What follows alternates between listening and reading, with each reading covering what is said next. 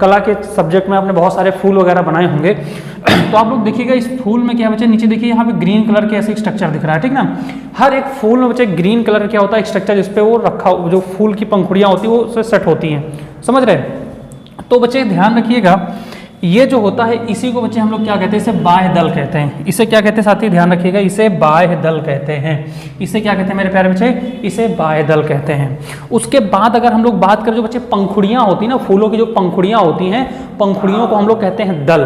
पंखुड़ियों क्या कहते हैं, दल कहते हैं। सबसे मुलायम पार्ट होता है, सबसे मुलायम पार्ट होता है, समझ रहे हैं ना, ध्यान रखिएगा, ये दल होता है प्यारे बच्चे।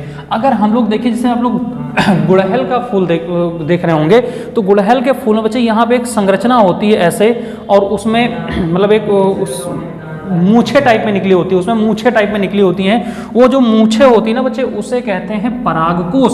उसे क्या कहते हैं साथी, परागकोश कहते हैं। और फिर आप देखेंगे बीच में एक मोटा आकार का जो है थोड़ा सा पार्ट होता है, जिसे परागण कहते हैं। क्या कहते हैं, उसमें भी कई सारे पार्ट होते हैं बच्चे। उसमें क्या होता है, जो मेन बीच में यहाँ पे ऐसे एक गुम्मदाकार, मतलब एक यहाँ पे थोड़ा सा फूला हुआ हिस्सा होता है, गांठ टाइप का हिस्सा होता है, इसे क्या कहते हैं, अंडाशय कहते हैं। जो गांठ टाइप का हिस्सा होता है इसे कहते हैं अंडाशय।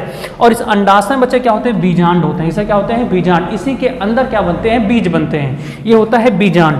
उसके बाद प्यारे बच्चे यहाँ पे आगे बढ़ेंगे, तो जो बीच वाला ये हिस्सा होता है, इसमें ये बीच वाले हिस्से को कहते हैं वर्तिका। इसे क्या कहते हैं साथी, वर्तिका कहते हैं, ठीक है ना, इसे वर्तिका कहते हैं। और जो इसके ऊपर का हिस्सा जो मुंह होता है इसका बना हुआ, ये मुंह कहलाता है वर्तिकाग्र।